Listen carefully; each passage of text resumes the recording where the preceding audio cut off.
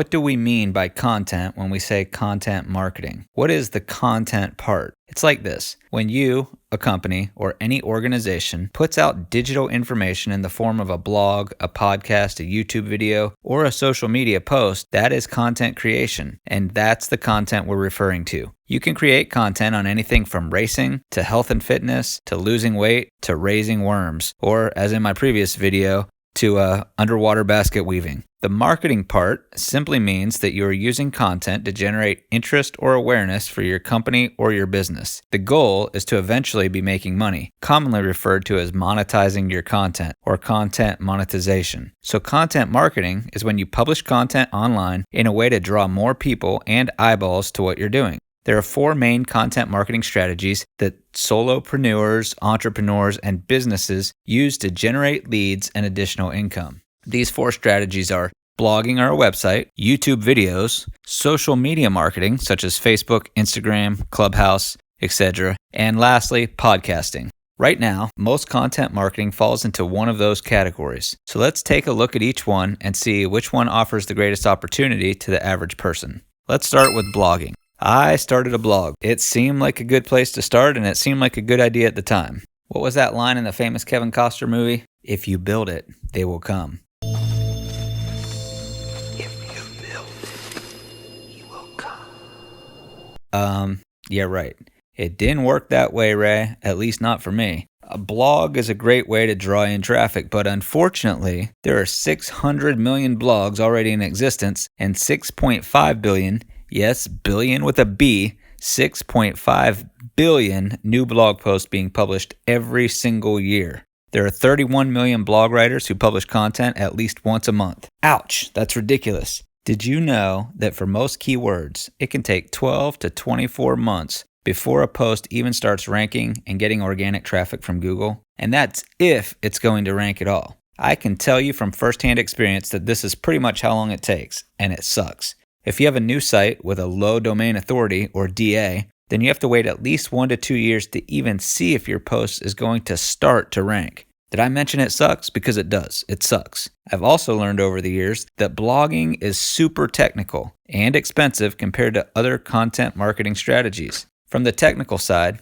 if you aren't able or willing to learn WordPress, then you shouldn't even bother blogging. You also have to name image files correctly, use the right keyword density, keep images the right size so they load fast, get lots of high quality backlinks, keep people on your page longer than your competitors, and a bunch of other technical stuff that Google looks at when they're determining rankings. You also have to make sure that you do all of that and still keep your site pages loading super fast. In fact, if you're not willing to pay extra every month for a domain name, HTTPS security, a dedicated server with your hosting provider so your site loads faster than others, then you've really lost before you even started. Why is that? Because if you remember, there are 31 million bloggers publishing content every single month. A free Wix or Weebly site just won't cut it for content marketing and blogging. There's too much competition. Google search is splitting hairs at this point, and rankings are determined by very, very tiny margins. Unless you do everything I mentioned and do it exceptionally well, you won't be able to compete with the people who do all those extra things, or the companies who pay big money for people to do all those little things for them.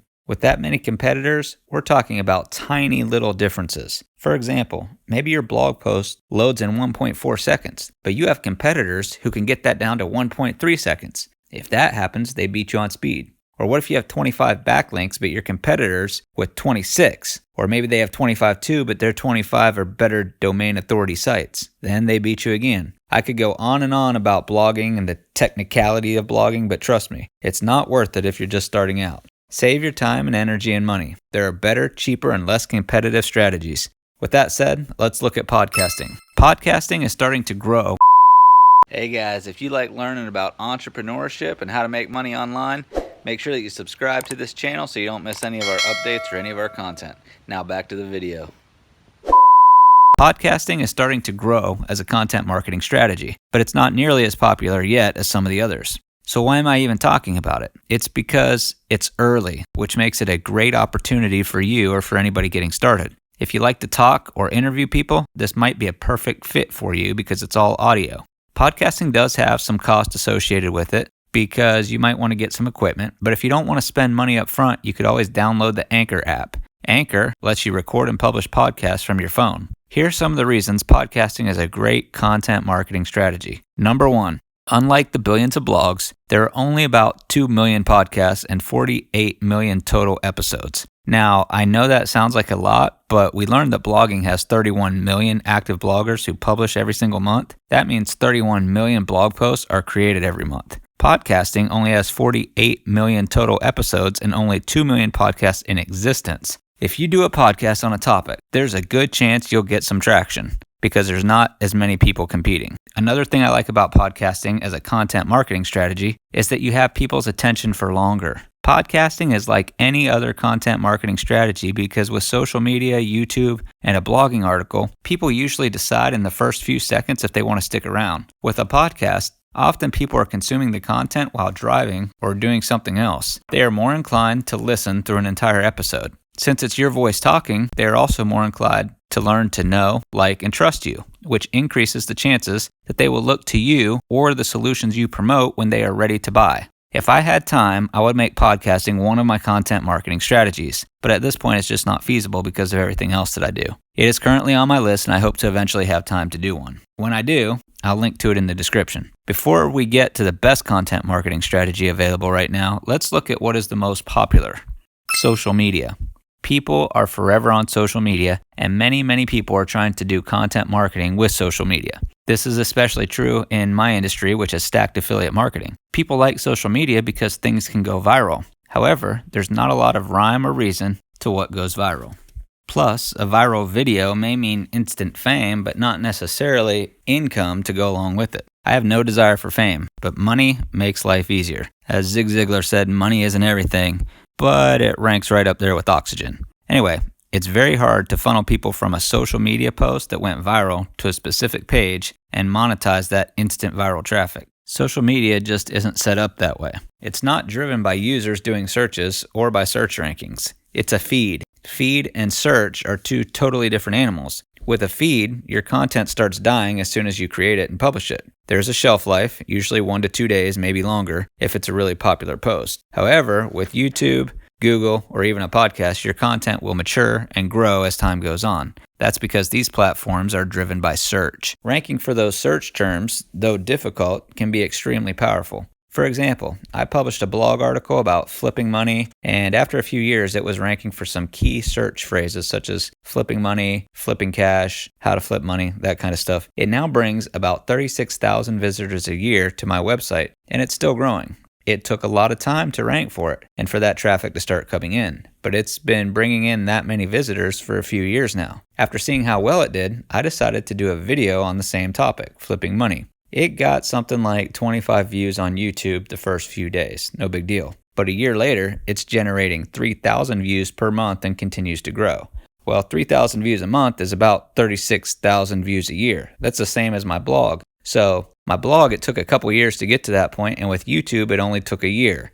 That's how search algorithms work, and that's also why building a YouTube channel is better than building a blog. But anyway, back to social media. Unlike a social media feed, which you constantly have to feed, a social media platform picks up your content, shows it to some people who happen to be scrolling, and then drops your content and stops showing it to anybody. It only lives a few days at most. Search engines work differently. They show your content to just a few people. If it's good content, it is shown to a few more, then a few more, and a few more, and it can continue to expand and grow. When you focus your content marketing efforts on search engines, it allows you to create content that will grow in popularity over time. As it grows, eventually you're generating enough traffic, leads, and income that you don't have to constantly feed the machine. That brings me to what I feel is the best content marketing strategy right now in terms of opportunity and income potential, which I've kind of alluded to, but it is, wait for it, you got it,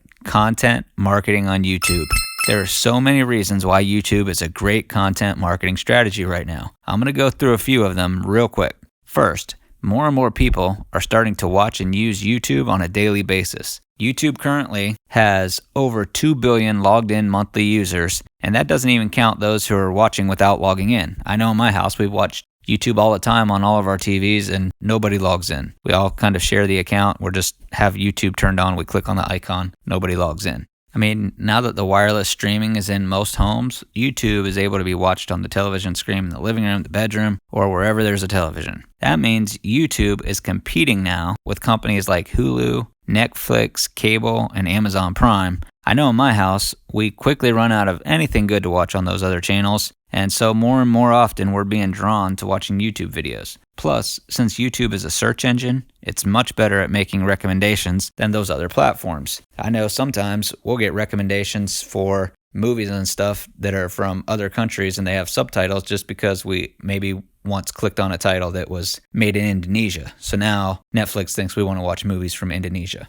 The second reason to use YouTube for content marketing is that it's not nearly as competitive as other content marketing strategies. We've established that more and more people are watching YouTube, so you may be thinking that you missed the boat if you want to use YouTube for content marketing. But here's the thing though, unlike blogging, which is just words, YouTube is video. There are less people who are comfortable being on video. That means the competition is growing slower than the viewership. New users are flooding the platform in record numbers, but content creators aren't growing nearly as quickly as demand is. It's the old supply and demand thing. Also, aside from not wanting to be on video, most people are doing content marketing wrong by ignoring YouTube altogether and putting their energy into social media. So now's the time to take advantage of the low competition on YouTube and start your channel. YouTube right now is like blogging was 10 or 15 years ago. If you build it, they will come. If you build it, Ray, they will come, Ray. If you create good content, they are likely to come and you are likely to succeed. Okay, number 3. The third reason YouTube is an awesome content marketing strategy is that it's video and it's interactive video.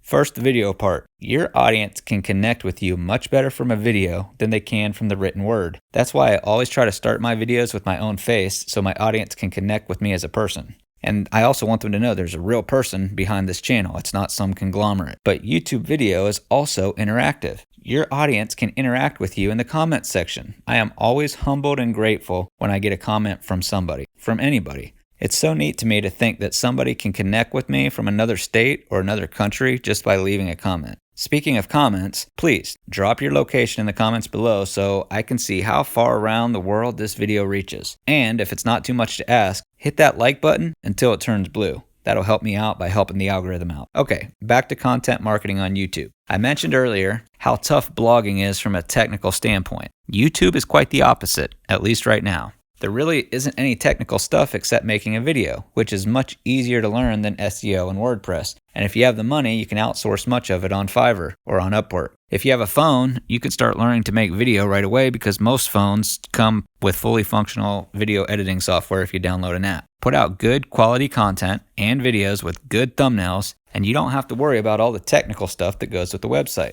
The icing on the cake for all of this is that with YouTube, you can start generating income just by building up a channel and participating in the YouTube Partner Program. That means YouTube will share ad revenue with you. So not only are you making sales and generating leads, you can also create revenue just by people watching your content. Technically, it's the same type of thing that's possible with a blog if you put ads on your site. But there are some problems with doing this with a blog. For one, you need a ridiculous amount of traffic to make it worth it. Some of the best paying ad revenue companies require you to have 50,000 page views a month to even be considered. My blog is 10 years old, and I've been consistently putting up content for the past 4 years or so, and I only get 10 to 15,000 page views per month. So 50,000 is a lot. On top of that, when you put ads on your site, you slow it down and hurt the user experience, which means you will lose some of your SEO and organic traffic because of it. See, blogging and SEO is just so technical. And as of my recording of this, we haven't even had the YouTube page experience update, which is going to probably knock sites for ads on their sites even more than they already do. That's why creating content on YouTube is the way to go. If I had to put these content marketing strategies in order from worst to best, I would rank them like this. Number 1 would be YouTube, the second largest search engine in the world and growing.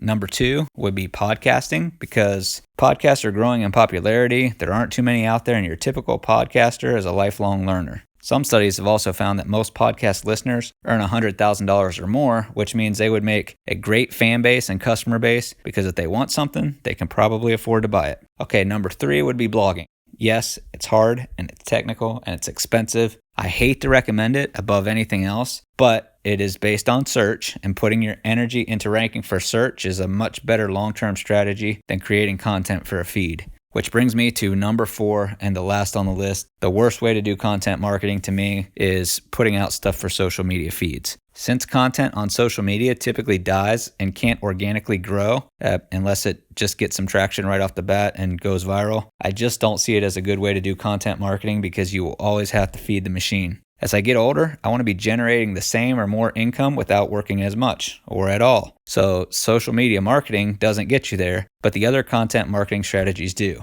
especially when you combine them with affiliate marketing or my favorite, stacked affiliate marketing. So please check out one of my other popular videos to learn more ways to increase your income online, build wealth, and live a life of abundance.